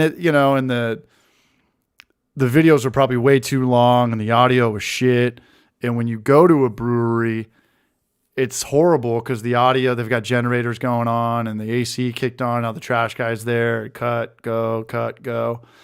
And we just kind of sat down and they were like, hey, man, we got to make these videos about us. Like we got to, when you're watching Guy Fieri's Diners Drives videos, like he's in every shot. Like they're not just going in and talking to the owner or the head chef. Like he's back there being obnoxious, so Maury and I kind of had to go that route. But dude, I don't have any regrets with Homebrew for Life. Here's the problem with the beer channel stuff. If you're going to brew beer and put it on YouTube, you're going to meet a lot of cool people and you're going to be a part of a super rad community. and it's open. I've been to a lot of places. I've got buddies coming into town in 2 weeks. I'm putting them up. We're going to go to Asheville. We got a car rental. We got, we rented a killer house, me, Gnome, and Nick, Pittsburgh Nick. Like, that would have never happened if I started brewing. My problem was that I thought I could put more meat on the table with a beer channel. And, like, it's just not there. It's really just not there, you know? So, and it was always cool to me as long as I was single, because I didn't really care. You know, it was the self-expression, and there's no better feeling than uploading a video and then doing a stream that night. Much love, Juvenal Hernandez, always showing love. The San Diego Barrage out there, man. Hope you're still brewing, going to Carlsbad Brew Supply, keeping Raul employed. You know, he ran into the brew show over there. There's not too many local homebrew stores in San Diego, but I know he shops there, and that's cool. Thank you so much, Juvenal. Appreciate that, Barrage. But I don't know. This is going to be a weird year. I'm going to try to branch out a little bit. I'm going to do a lot more shorts. I was looking at your channel earlier. You don't do a lot of shorts. Those can go viral, or those can get a lot of shine. They don't make any money, but it could still bring in subscribers. I don't know. I mean, and dude, you could do like a short a day. You could do a short a day. You can't do that with a 10-minute Hops and Gnarly video. No way. But I don't know. I kind of fucking hate shorts. Like, I don't know. I guess I'm just. I hate everything. I'm a curmudgeon. What do you mean? I fucking hate shorts though, because like, dude, when I'm in my subscriptions feed and I see all these like 10-second fucking videos, like, that's not what I go personally. That's not what I go to YouTube for. That's Instagram, right? And maybe I'm just a millennial, and these Gen Zers, you know, or you know, maybe they've got something else figured out, but like, I'm not going to YouTube for anything less than 30 seconds. In fact, like, I think I probably look for videos that are at least like, I don't know, 5-6 minutes on the low end, because I don't want to have to like find the next fucking video, right? Like, I'm kicking back on the couch. I got my YouTube up. Like, I need at least 6 minutes of like Zen time before I could think about what I'm going to watch next, you know? Okay. And I really don't go on there to just be like, there's so much content. Fuck that. Yeah. My problem, I'm just an old man. I had what you kind of had. I was like, I'm not going to make a short. I'm not going to make like a TikTok, all these dumb things. And then shorts started showing up on my TV, on my YouTube. I was like, damn, I'm watching way more shorts than I am other stuff now. Cause it just gets right to it. Even like podcasts where it's like Kobe Bryant talking about Michael Jordan. Like, I'm going to click on it every time. You know, this guy went off on this guy, Skip Bayless, and went off on Stephen A. Smith. It's like, yeah, they just got right to the meat and potatoes of that 20-minute conversation. So I started clicking on shorts. I was like, I don't know, man. Maybe, you know, if you can't beat the system, or you can't beat them, It's like it's the human brain, right? Like, it's this fucking reptile part of our brain that all these tech companies are really latching onto. Yeah. I feel for that, you know. I feel like somehow I have like a lot of resistance, I think, to that addiction with my phone. I'm really not like a phone guy. In fact, I would say that I'm like kind of hard to get a hold of, because I just like zone in on what I'm doing, and I don't really check on my phone and that kind of thing. I'm on my phone right but now. Yeah, I know for a lot of people, dude, it's like, it's the lottery machine, you know. You're just kind of scrolling and looking for that fucking payoff, and yeah, it's not good. It's not good. And what I do is, I've noticed I do two things. I leave my phone at home when I go to work now. Two reasons. Because we have Slack, and Slack, I don't know if your work does Slack, but Slack is like the most passive aggressive thing on the history of planet Earth. And I can't deal with that. So if I figure if I'm at work, this is my one good time to be off Slack. You know, like, I don't need to be on my phone right now. And B, if I leave my phone at home, it keeps me from going out after work, you know, because I'm industry. Everyone gets off at midnight, and then they drink till 2 a.m. That's what we all do, or what we all did. But if I leave my phone at home, I'll be like, I got to go home and get my phone. And once I'm home, I'm like, I'm home. Like, I'm not going out, you know? So it saves me a lot of hangovers, saves me a lot of money. And I just like being disconnected. That's kind of my time. If I go to the gym or when I go to work, phone's at home. And That's then cool. when you I do think come, that's a cool way to live. it is a cool way. And when you do go back to it, you're like, oh, like what do you really need from your phone?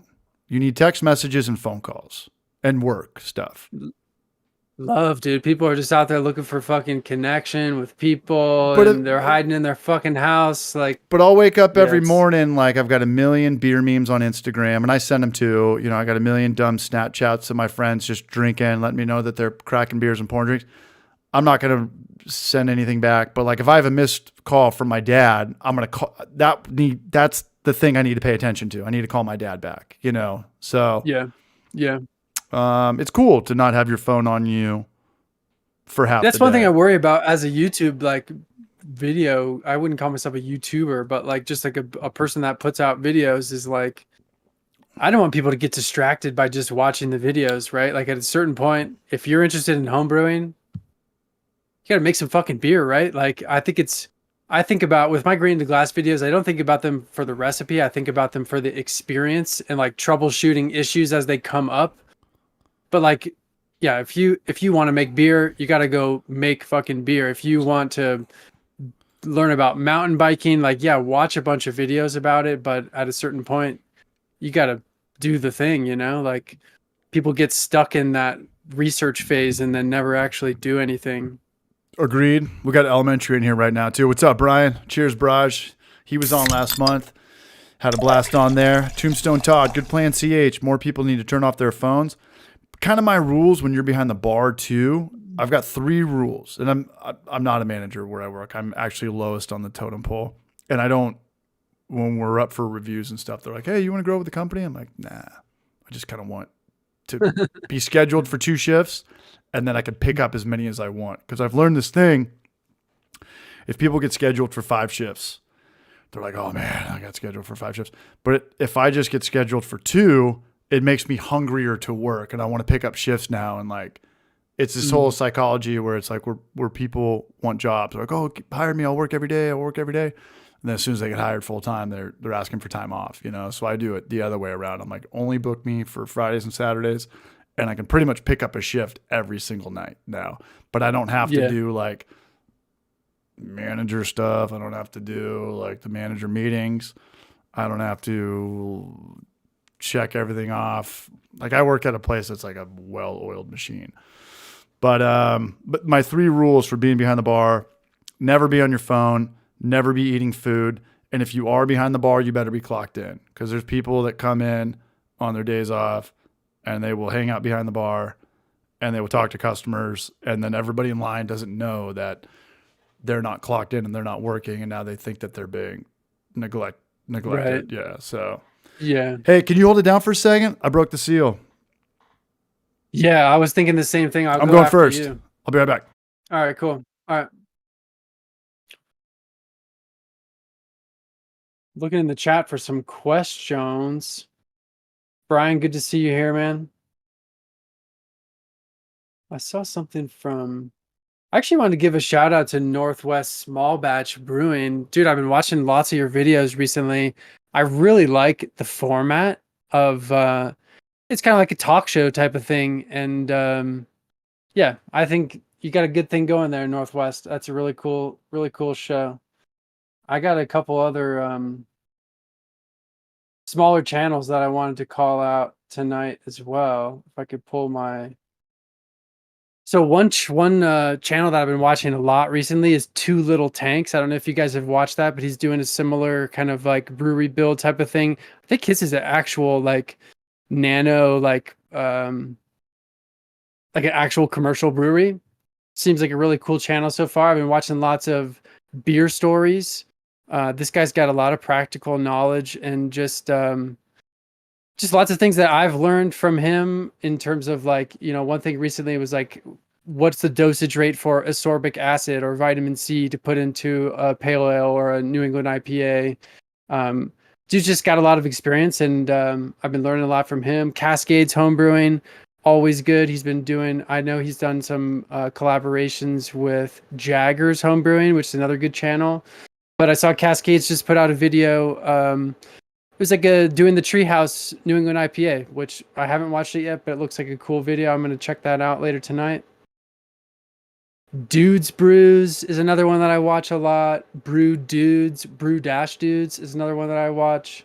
I got Northwest Small Batch on here. Flying Wombat. If you guys haven't seen Flying Wombat yet, I think they're like out of.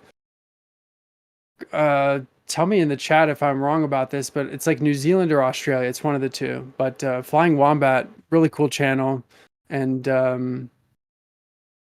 what's the other one?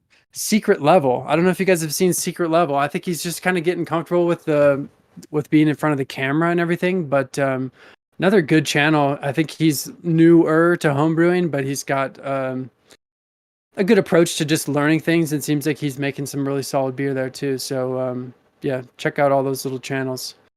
I tried to call out just like the smaller homebrew channels because I think you guys already know like the big ones. But yeah, those are some of the smaller ones I've been watching recently. Which ones?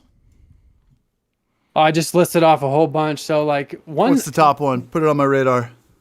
Dude, I think Northwest Small Batch is underrated man. channel. Yeah, I think it's an underrated channel. He's got a lot of good information. Some of it, like, I don't always agree with it, but what I like about it is like he's willing to put out his opinions on what matters and what doesn't matter. Yeah. Some of the things that he thinks don't matter, I don't take it personally, but like I pay a lot of attention to some of those things, but like Whirlpool, for example. I know he's not a fan of the Whirlpool. I'm all into it. It's probably because of the type of equipment that I use.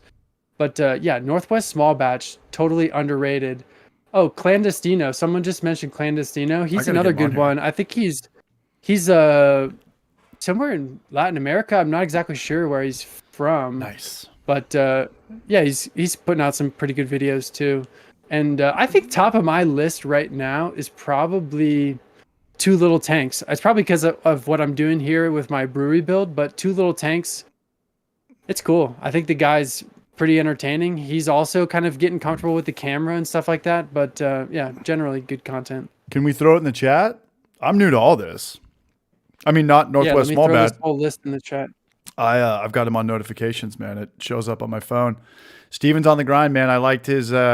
He was talking about homebrewing, dying, and this and that. People doing sober January, and he was like, I don't think going a month sober does anything for your liver. It's like, well, it could affect your psyche, and you're gonna save money. I think if you're me, but I know a lot of people that do sober January, and they'll just take their drinking money now and just go buy some dumb shit. Just go buy $1,000 TV now, or they're not used to having this disposable income because they go out every night, and then they'll just buy something they don't need or gamble on the Super Bowl or lose or something. But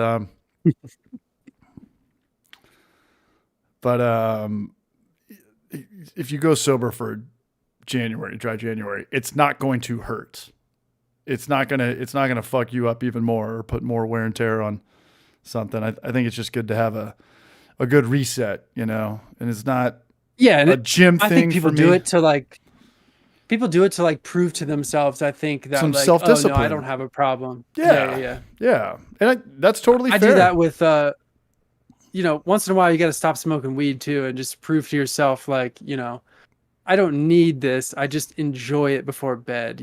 That's right. But can you do that, or do you turn into like an asshole and I don't talk? No, to you? I could do that. I could do that super easily. I think that's one of the easiest ones. I think beer is a little bit harder for me because there's certain foods that I like that are just better with beer, right? Like you're not going to eat a fucking hot dog and not drink a nice lager, right? Like there's just certain things like that where if I'm eating pasta, I want a nice sour beer. Like there's just stuff like that is more incorporated into my life, I think.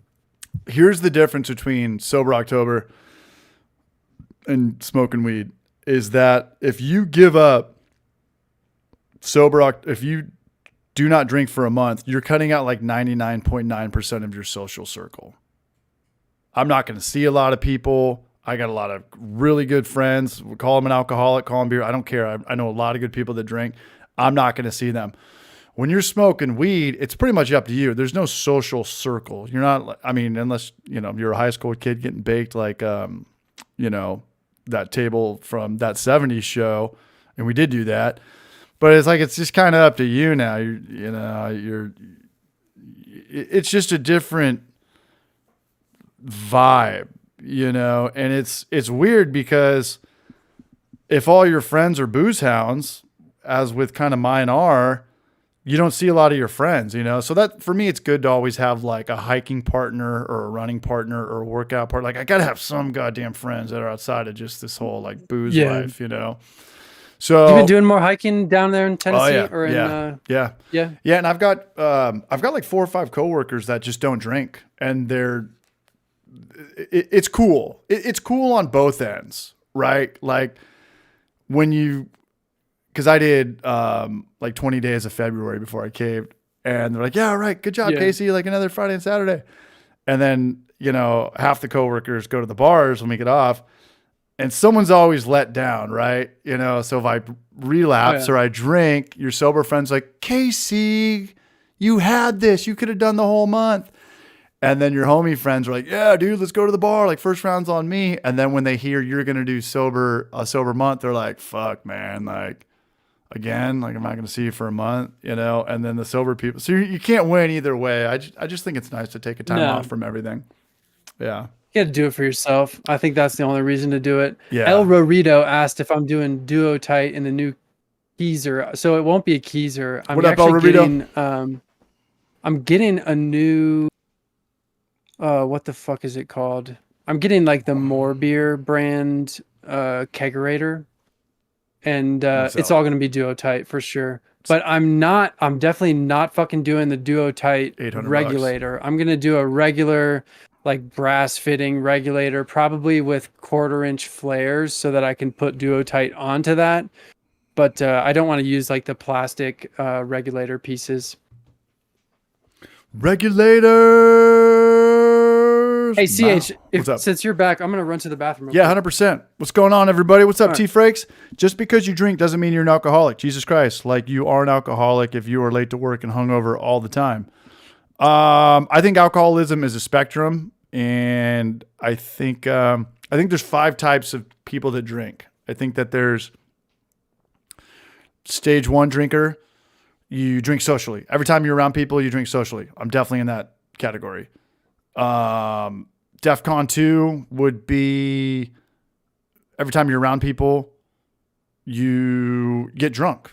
And I'm trying to work on that. Like, let's just go out, have a couple drinks, depending on like what you're doing in the morning and stuff like that. But I can tie one on pretty good when I'm having a good time with people I like. 3 is when you're drinking by yourself a lot. I cut that out a long time ago. Not a long time ago, but I just don't drink by myself. It's not like a thing where it's difficult for me to do. I just play a lot of video games, and I watch whatever I'm watching with subtitles on, and I just don't drink when I'm on the couch. I just don't. I don't know, for whatever reason. DEFCON 4 would be like you're consistently hungover a lot. You know, called no-showed. It's affecting some shit, your relationships, or, you know, people are getting pissed off. And then DEFCON 5 is like, you got to get sober. Like you're drinking all throughout the night and waking up at like 10 p.m., no call, no show. And I know people like that. So I'm not, you know, judging or telling anybody how to live their lives. But yeah, I think I'm trying to cut out 4. I don't want to be hungover, and I'll just stick with 1 or 2 and not drinking by myself. Is what I tell myself. That's how I live my life with enjoying alcohol. So to each their own, live your life. And I do think that people do get better and shittier hangovers than most people. And I think my hangovers are worse than most people because I go from a higher roller coaster. You know, if I'm having a good time with my friends, I'm going to be talking more. I'm going to be drinking more. I like, you know, telling stories and getting everyone together and, you know, obviously getting people to laugh and getting attention. I love that, having a blast, whether the stories are true or not. I don't give a shit as long as it's entertaining. So I go on this like higher cliff. So when I do crash, you know, I really am like, man, I'm not going to say a word today. I got to chill out. I got to go to the gym.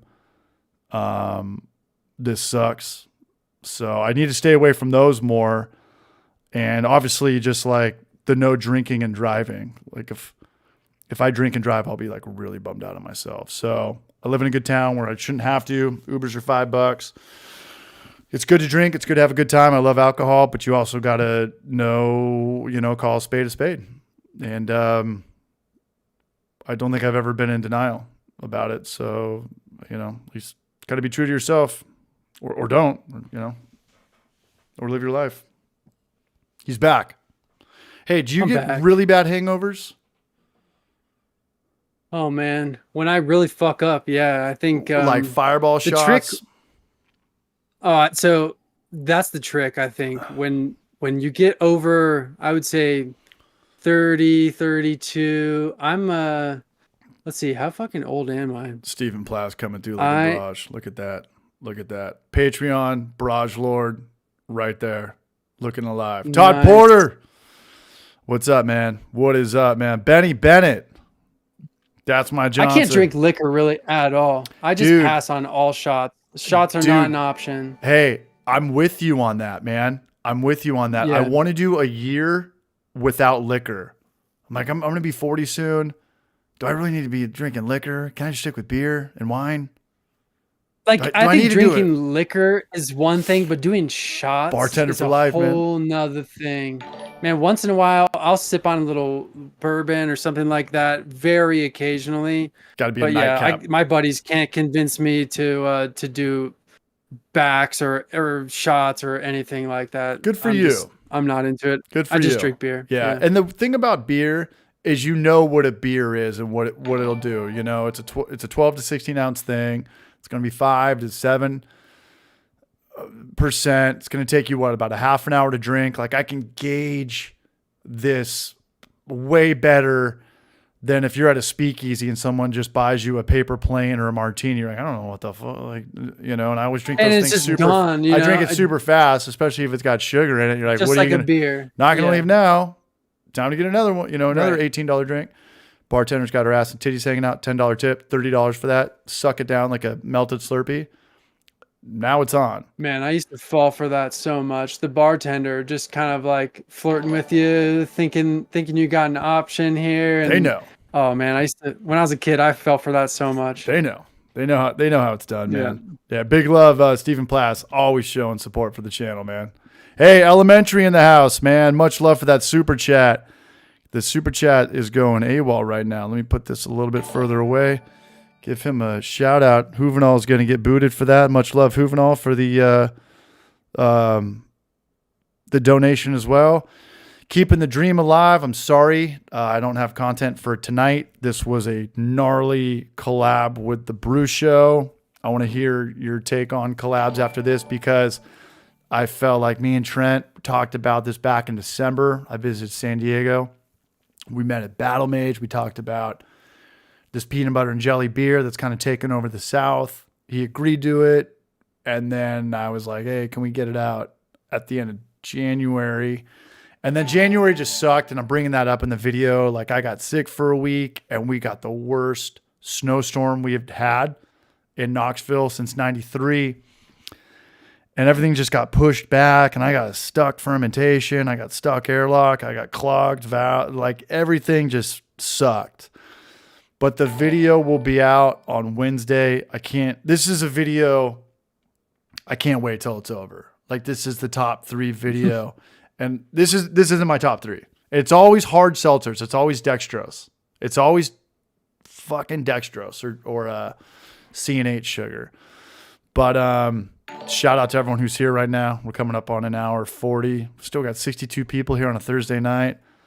Elementary, Brajing it up. Juvenal, Braj, Stephen Plass. Fucking, I don't have to eat Dino Nuggets this week. T-Man, Hellbrews. Hops and Gnarly for being here. Much love. Oh, it shows up like a minute later. Okay, there it is right there. I got to clean up this thing a little bit more. Let me go to, apologies for that. Elementary, I want to do, how's that? Is this too much? Does that look, something? YouTube, 60 people here. We'll keep it like that. Much love, B. Thank you, man. I appreciate that. Cheers with the beer emoji. Top 3 videos for you that just didn't go your way. Leaks, stuck fermentation, something fell apart. I would say you cinched your eyebrows off. We already talked about like the fly fishing one. I tried to kind of like venture out a little bit beyond just like brewing, and you know, I got a slap on the hand for that, and you know, that's all right.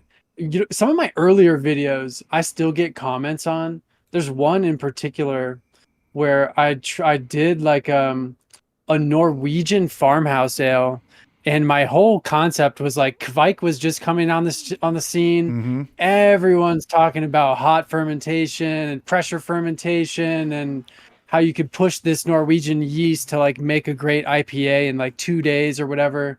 And I was like, that's cool, but I want to make like a traditional Norwegian farmhouse ale. And so, you know, I gathered up what I thought was some proper ingredients, and man, I get so much shit for that video. Like pretty much still, maybe not daily, maybe every other day. Yeah, I still get comments on it that are like just saying like I'm using the wrong shit. How dare you put out free content, you piece of shit, you motherfucker, you. I know. They act like they're, you know, subscribed I for tried to $100 just a comment month. back of just like, yeah, exactly. I try to comment back of just like, thanks for watching. That's my go-to comment for like shit talkers is just thanks for watching. Cause like, you know, I want to reply because I think that does something for the engagement, but yeah, I can't get into arguing and stuff like that. The other one is, I'm trying to remember what video it is. I'm looking at my list right now. I think it might have been the Hellas Lager video, which was my 3rd fucking video ever. I did a decoction in this lager video, and instead of pulling like the thickest part of the mash, like Steve at the Apartment Brewer would tell you to do, I just pulled some of the wort out. Okay. And just to really basically tried to scorch the wort and get some flavor that way, which I still stand by that does something.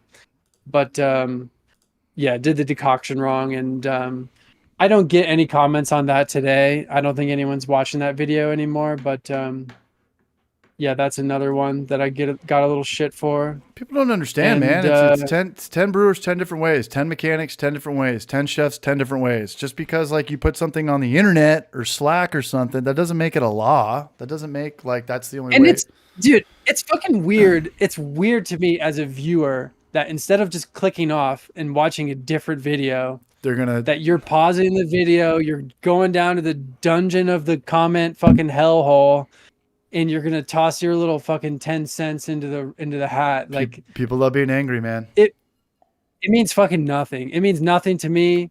It means probably something to you, but like no one else is watching that video and seeing your comment and being like, "Whoa, this guy's so smart," you know, like you're not getting fucking anything out of that besides the instant gratification of like telling somebody off. Like, go leave a fucking Google review for me. I don't bro, I don't think dude, about that. Here, the day that if I ever can do YouTube full time, the day I've been dreaming of making this video.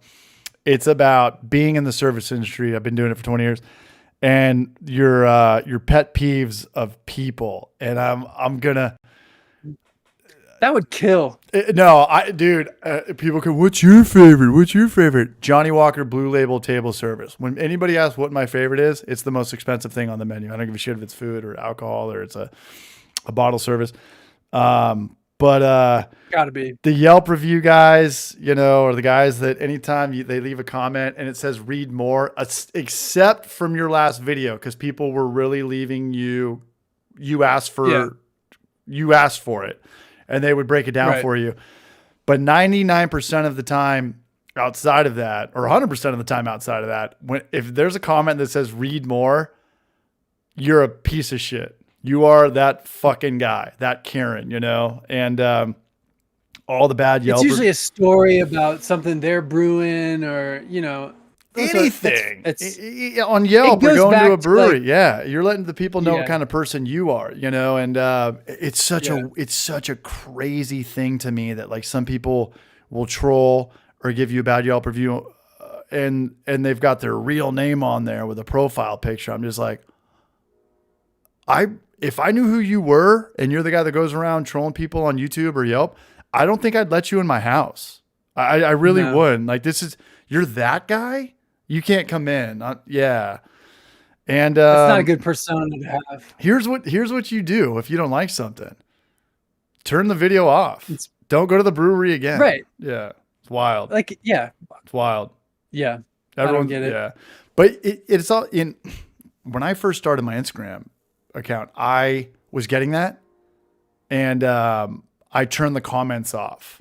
And it was just, I don't know, man. Maybe the world's just better without a comment section, you know? And every time I noticed you did that for a while. I did that for a while, and I look at, I don't know if your group of friends send you a million memes a day, but I get it from everything, you know, from retro video games to Tony Gwynn.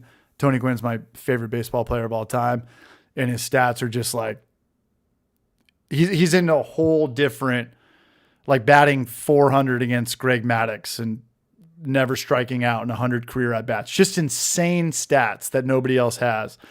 And then there's somebody in there that's always like race baiting or talking about, you know, bringing up your mom or this guy was better. It's like, dude, you just took away something that was cool and pure and just fucked it all up with a comment on the internet. And then people are arguing with each other. And it's like, my whole mindset with that is, if you're ever arguing with somebody on the internet, you've already lost.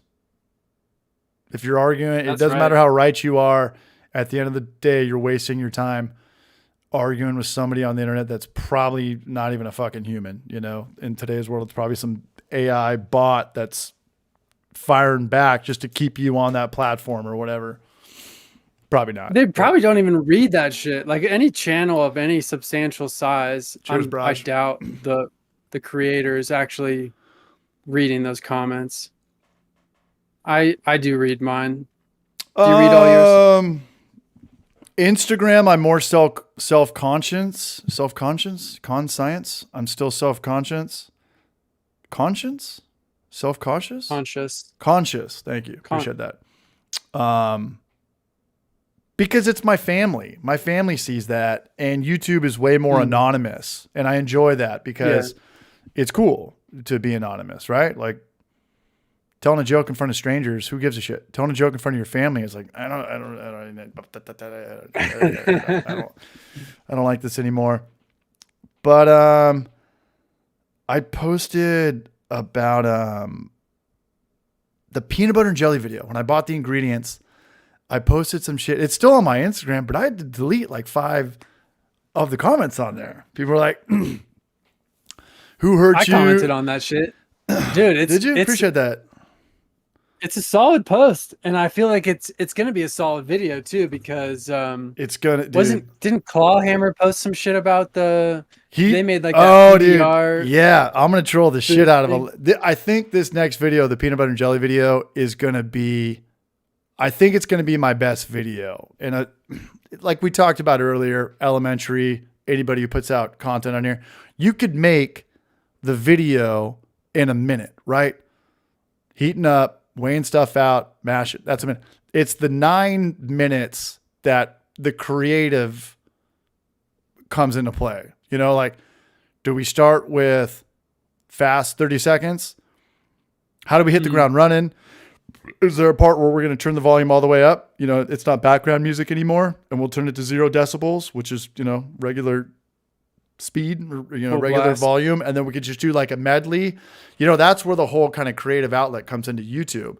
And I think that, you know, like the Bruce Show passed me in subscribers. He's just been trolling me and making fun of me every morning. You know, like I haven't had food or water in 4 months. You know, it's just all the clips of me being hungover and shit like that. So I'm definitely having a lot of fun in that regard. Yeah,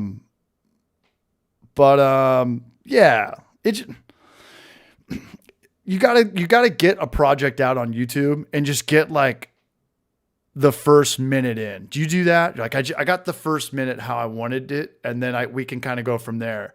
But before that first minute, that's like the stress. Like, well, what do I do? How do I start? Okay, I got writer's block. Let's go on a run. Oh, now it came to me. Why couldn't it have come to me 5 hours earlier? You know, like that's kind of where what happens I to know me what a you lot. mean. Yeah. So I tend to plan mine out kind of like start to finish because I'm doing the voiceover thing. yeah. So I generally know like the direction that I'm going, but the intricate details of like cut here, cut there, got to draw some interest in the beginning. That's part of the addiction for me, to be completely honest. Like I fucking love that shit. That's I what love so much. that's Do what, you, so here's a question, creator to creator. Do Yeah. you tend to watch your shit like over and over? I will admit that like I kind of like I have get a into problem. this trance Yeah. where I like to watch it so many times. Like I just watch it over and over again. It just becomes comfortable. That's why I stopped doing Adderall. I stopped doing Adderall because I would make 3 minutes of the video how I would want it. And then if I did a 10 milligram of Adderall, I would change like one thing and I would have to go back Yep. and watch all 3 minutes all over again, like 20 times. I'm like, Exactly. why do I have to keep watching this fucking parts? Because I'm on, Yep. little kid legal meth. So I stopped doing I feel Adderall. like I just roll. That's my steady state. It's like an Adderall up person. Like Yeah. I'm just like I'm just so I don't know, just like entranced by the video creation process. I fucking love it. It's so addicting. It is addicting. And then obviously if you're 7 or 8 minutes in, I just like we maybe I'll look at it tomorrow, but like you can't just make one change and then start watching it from 7 minutes all over again, even though I still might do it a couple times. But when I do the video, I upload it, I'll watch it that day. I'll be drinking on the happy hour, hopefully. And then I never watch it ever again until I'm like drunk and it shows up on my TV. But after that, I like it's done. The next day, no. I'll stare at the analytics like a motherfucker, like a hawk, like a loser. Oh, that's the worst part. Competing with yourself, trying to get the number 1, number 2, number 3, number 4, and then it shows up like 9. No, or just 10. like, it's been 5 fucking minutes and it's like, oh, I should check. Maybe it blew up by now. Yeah. Like, I think that's my Yeah. least favorite part of putting stuff out on YouTube. That's when I think putting stuff, everyone can relate to that. Like if you make a post on Instagram, I think everyone yeah. is waiting for, cross that 10 like threshold or whatever it is for you. That's when it's a good time to go to work and leave your phone at home. So you're personally forced to not be on your phone. And I do that a lot with Instagram. Pretty much every time I post on Instagram, it'll be 10 minutes before I go to work and I work right up the street. Yeah. Yeah. So this is like what Marquise Brown was touching on. I mentioned that Marquise Brown put a video out that was like on quitting or whatever. And I think like for me, for this to be a healthy kind of hobby for myself, like I have to, I don't know, I guess distance myself from like the success metrics and like, I really just think of myself as a home brewer, just like anyone that's watching this. And Elementary. I spent fucking years just watching other people's shit, just like all these people are doing. And I feel like that's where I can like root myself is like, I'm just a brewer. I happen to make videos. It happens to be fun. And at any point I could stop and, that would be totally fine. But everyone says that, but we also Hawkeye our analytics and we try to get better. We do. So, oh man, it's the worst. But that's part of the game, right? Yeah. Like I think that's part of the craft in a way. Like Right. for me, there's 3 crafts, right? And the third is new to me. But like first it was just beer. Then it's like, okay, how can I create like this playground for my professional skills where I don't have to answer to any subject matter experts or approvers or whatever. I can just make my own shit. This third avenue, I was telling you, like in text and stuff, I'm starting to think about engagement a little bit, and it's like a puzzle. And I think I'm catching on to certain things, and it's becoming fun for me. Like just the planning part, and I'm still trying to stay true to like stuff that I want to watch and I want to create, but also thinking more about the thumbnails, thinking more about the titles, thinking more just about the algorithm, I guess, and how I can get it into your feed rather than having to force you to go to your subscriptions or whatever. A lot of people comment on my shit and they're like, hey, I'd love to see you brew beer in the new space. And it's like, dude, I put out a Grande Glass video 2 weeks ago. They You didn't get see it. Yeah. That's why a lot of channels say like, turn your notifications on and subscribe to our channel. Like, I need to probably start doing that, even though I just think like if someone's going to subscribe, they're going to subscribe anyway. And I don't know, like telling someone to like, hey, like set your fucking alarm for my channel, you know? Like I think you need to earn that organically. But But at the same time, like fucking learn how to use these fucking platforms that you're watching content on. I would say like that is my best advice for viewers is like know what the fuck you're doing, right? Like number one, get premium. If you don't have premium, what the fuck are you doing? I don't have premium, and I also don't subscribe to a lot of channels. It's just that they know, you know, like if I watch this and that, like they're just going to, and I watch predominantly people living in trailers or people living in vans. Like I love those channels, people living in converted stuff and just kind of, you know, living off the grid. I House life. get addicted to that tiny home stuff. I'm all addicted to that. And then I'm addicted to retro video games. Like I'll always watch top 20 PlayStation games, top 20 this, and see how well this guy, is it accurate? You know, does he put in the shitty game in the top 10? Like, no, like, and I, you know, and if I ever have to get sober or start a new channel, like it would be a retro video game thing. Just, you know, if I needed to still make YouTube just out of, you know, self-expression. Yeah. But, yeah, I mean, at the end of the day, I think it just comes down to like, you know, having a love-hate relationship with anything. And I think that anything that's like, it can't be that easy, right? Like and anybody could do Yeah. it, you know? So